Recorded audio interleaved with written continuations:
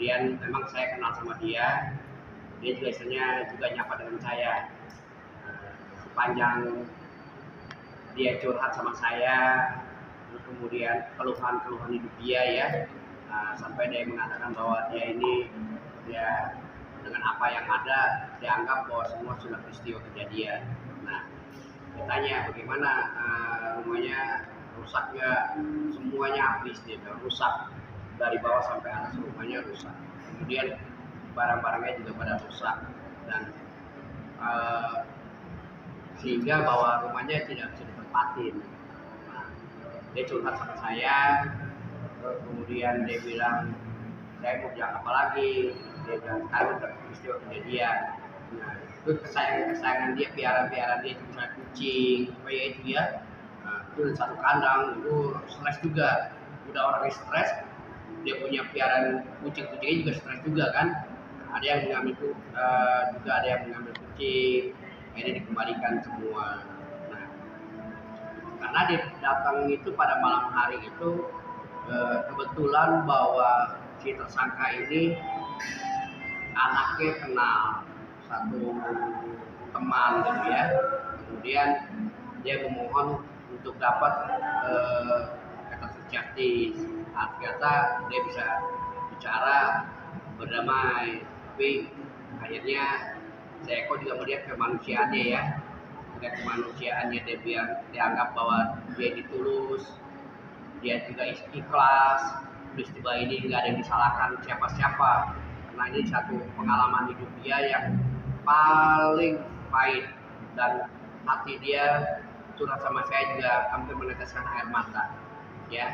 Saya bilang sama dia, kuatkan hidupnya, masa depan itu masih panjang dan kita harus ke depannya antisipasi bahwa kita harus bermasyarakat dan kita juga harus bisa menaungin hidup kita kepada masyarakat umum, karena walaupun kita ya sebagai anggota DPR, tetapi bukan itu yang dilihat, tapi bagaimana kita mengedepankan bersama-sama dengan masyarakat luas sehingga kita menjadi panutan terhadap masyarakat.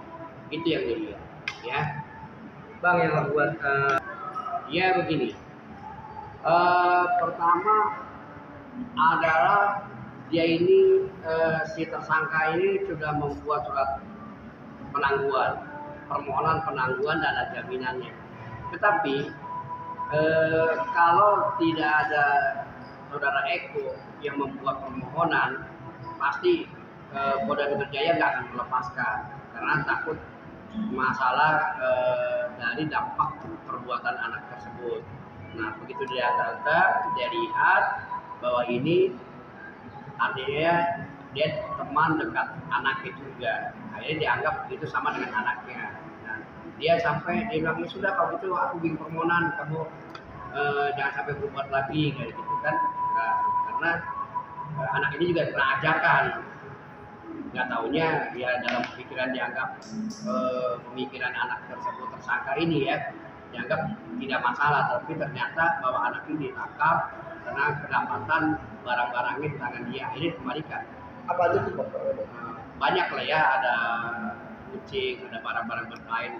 Nah, sampai saat ini juga dokumen-dokumennya kepentingan pribadinya dia belum dapat ya, belum ada yang mengembalikan. Nah, kedepannya mungkin tergerak hatinya bisa mengembalikan dokumen-dokumen tersebut gitu loh. Nah, di dalam permohonan saudara Eko itu mengatakan dia ikhlas, dia tidak ingin mempenjarain orang yang mengambil barang, dia ingin yang sudah terjadi anggap bahwa itu suatu hidup pengalaman pribadi dia, dan dia tidak dendam dan dia ikhlas memberikan suatu penandatanganan permohonan untuk tersangka ini dapat dikeluarkan dari tahanan.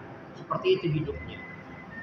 Nah, saya pikir ini hidup lah ya. Hidup itu kalau dilihat dari pemikiran orang ya, udah ngambil barang, udah dijarah, udah ditangkap, dia juga kepentingan datang bikin permohonan. Kan istilahnya ini nggak ada pikiran oleh seperti kayak orang manusia yang normal ya, tetapi dia ikhlas loh.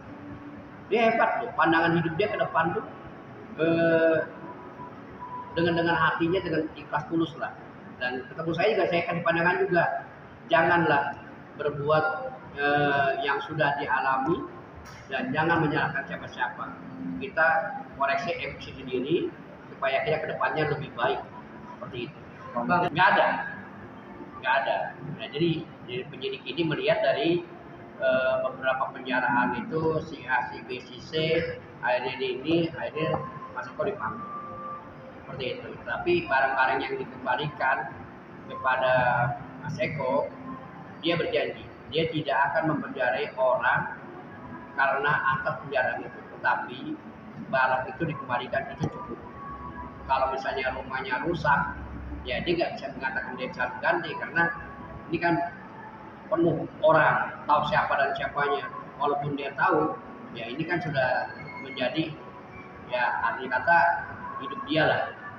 Sekarang dia ini ngontrak, ya dia bawa anaknya, dia bawa istrinya, dia kayak orang pikirannya gimana ya, curhatnya sampai keluaran mata itu sama saya malam-malam itu, ya.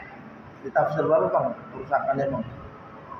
Di tafsirnya kurang lebih sekian miliaran itu, atas bawah dia rusak semua, jendela apa semua habis, barang-barang semua habis, ya kurang lebih sekitar 5-6 M lah itu. Ditafsir ya, sampai rumahnya hancur, apanya hancur gitu. Saya lihat, jadi ditemanin dia sama teman-temannya ke proyek kerjanya pada malam itu. Nah, saya salut sama Eko itu, dia mau, walaupun dia disakiti, tapi dia membuka diri untuk ikhlas, dan juga dia membuka pemikiran, saya nggak boleh mempenjara orang, karena yang saya lihat ini kita ini ke depannya macam-macam. Itu yang dia lihat sama saya. Karena saya juga mengatakan sama dia bilang, Mas Eko, tambahkan hatinya, dan kedepannya kita harus dibagi bermasyarakat, kita bergaul dengan baik. Itu iya benar kan, benar Pak Halim ya, kita harus itu ya sudah, pokoknya kita harus hidup ini penuh dengan proses, dan kita juga harus berhati-hati, dan kita hadapi masyarakat juga dengan baik-baik. Seperti itu ya. Sifatnya bang, kebaikannya atau Kebaikannya ya, Mas Eko itu orangnya fair, ya orangnya fair. Dia tidak merasa sama orang itu merasa bahwa ini dia siapa, dia nggak pernah begitu mengatakan. Kalau ada yang menyapa sama dia terima dengan lapang dada. Bahkan dia ajak bicara juga, walaupun dia misalnya gini, tadinya dia ingin sebagai pelawak ya. Kemudian akhirnya diangkat, dia memenangkan suara pemilu menjadi anggota DPR RI.